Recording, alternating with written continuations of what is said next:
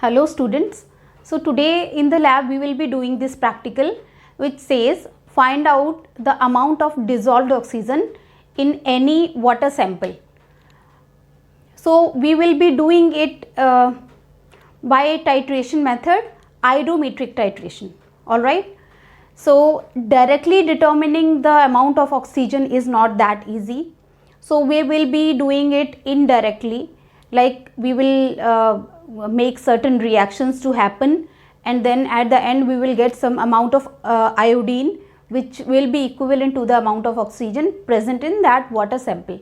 So this is the basic idea behind how to find out the amount of oxygen in provided water sample. So let's see. The apparatus required for this is, we need burette for the titration, we need pipette to take a fixed amount of titrants, conical flask, beaker and measuring cylinder. Alright.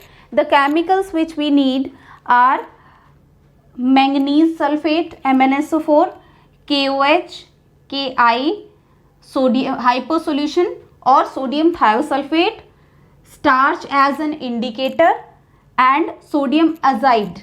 Alright. We will discuss what are the different roles of all these chemicals also. Now what is the theory behind this practical? So theory behind this practical is we are actually trapping oxygen which is present in the water sample, and that trapped oxygen will again react with something else to give iodine. Like this is the detailed explanation. O2 will be trapped with the help of manganese sulfate and it will be converted to atomic oxygen. Alright. Atomic oxygen in turn will react with Ki to give I2. Now it is easy to determine the amount of I2.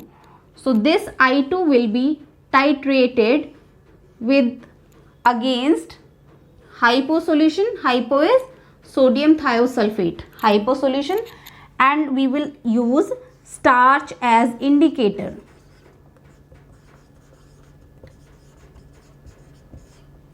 So this way we will find out the amount of iodine present in that sample, and that quantity will be equivalent to amount of oxygen. So let's see what are the chemical reactions involved step by step.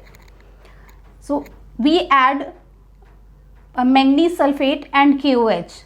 This gives manganese hydroxide and K2SO4. Now this manganese hydroxide reacts with the molecular oxygen present in water sample and gives this product. This product reacts with in acidic medium actually. So we add sulfuric acid to make the medium acidic. In acidic medium gives again manganese sulfate, water and atomic oxygen. So now this atomic oxygen in next step will react with Ki in acidic medium to produce water, dipotassium sulfate and I2, iodine molecule. Now we can titrate this reaction mixture where iodine is present using hypo solution. This should be standard solution. This is not a primary standard and we need to standardize before titrating this with the given mixture. So we have already in the lab, students are normally provided with the standard solution. Okay, so you will be provided with the standard solution of sodium thiosulfate or hypo solution. You need not standardize it. Even if you have to standardize it, the other solutions will also be provided.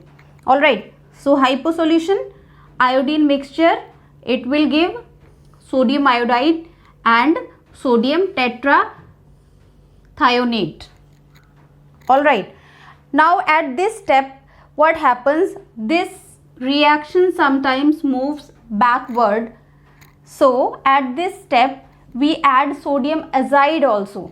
We have not mentioned anywhere in all these reactions about sodium azide.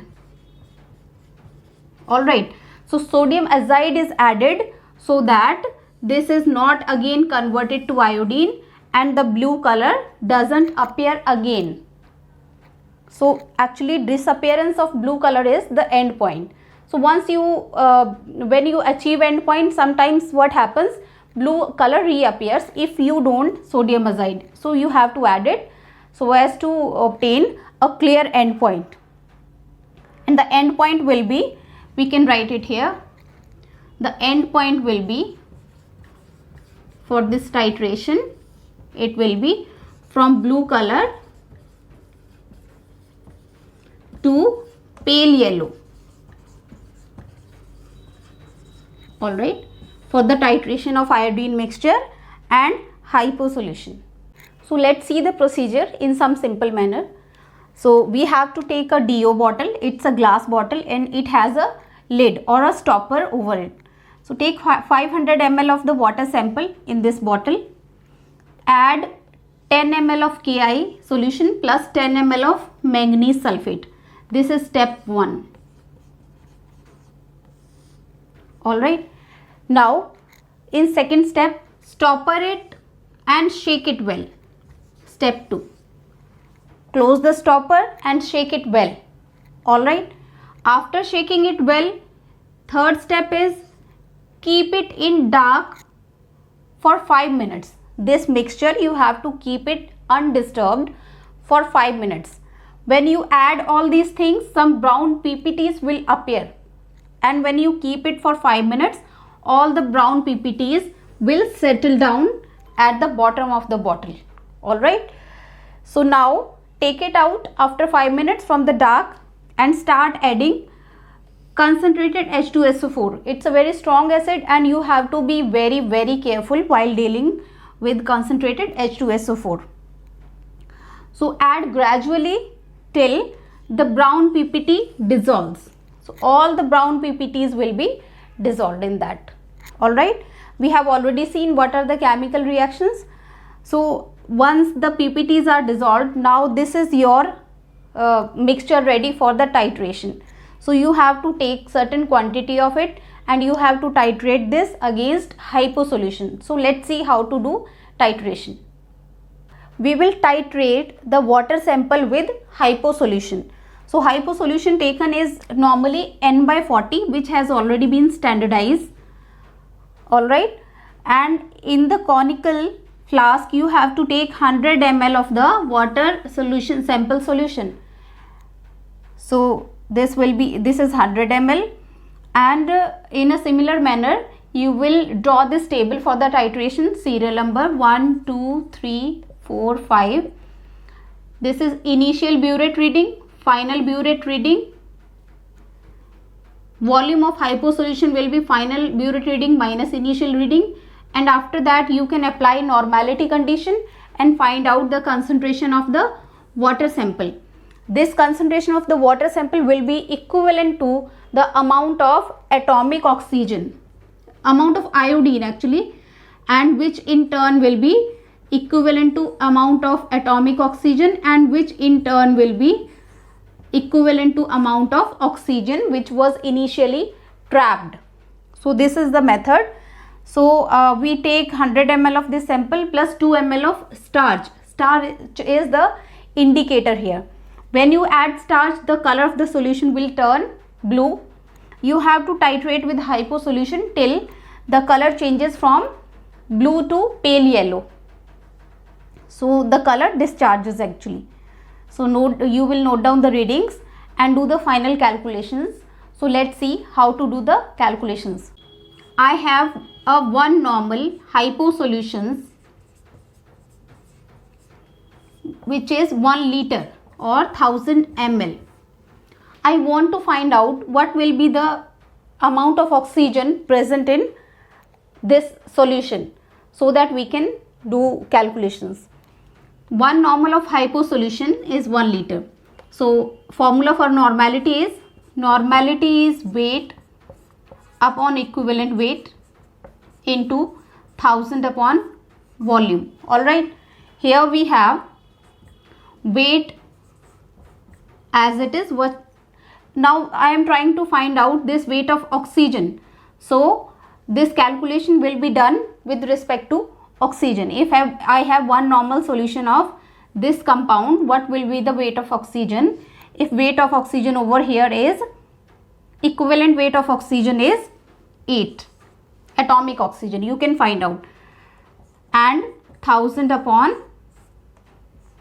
1000, 1 liter of solution, 1000 upon 1000. So you have weight is equal to weight of oxygen is equal to 1. Normality this side we had 1. So 1 into 8 grams. Alright. Or this atomic oxygen, weight of this atomic oxygen was equivalent to the molecular oxygen. So I can say 1 normal of hypo solution, 1 liter contains 8 grams of O2. So we have 1000 ml of 1 normal hypo solution will have 8 grams of oxygen. So what will be that one? So we can say V ml of 1 normal hypo solution will have 8 divided by 1000 into V grams of O2, or V ml of N by 40 hypo solution, because we have taken N by 40, will be 8 by 40 into 1000 into V grams of oxygen. Alright. Now this V ml is the volume which we have obtained after titrating the mixture with hypo solution. So this values is coming out from the titration. The final burette reading minus initial burette reading will be V ml. Whatever is value coming out to be, you substitute the value over here and you can calculate. Alright. So this way V ml of N by 40 hypo solution will give this much of oxygen. Okay. So or in terms of milligrams, I can say it has 8V 40 into 1000 into 1000 milligrams of oxygen. Grams have been converted to milligrams. So I can cancel the 1000 wali term, and this is 5. So I have V divided by 5 milligrams of oxygen is present in the given sample, and the given sample was, we had taken 100 ml of water. So 100 ml of water sample will have this much amount of milligrams of oxygen. We can convert this term into ppm also. So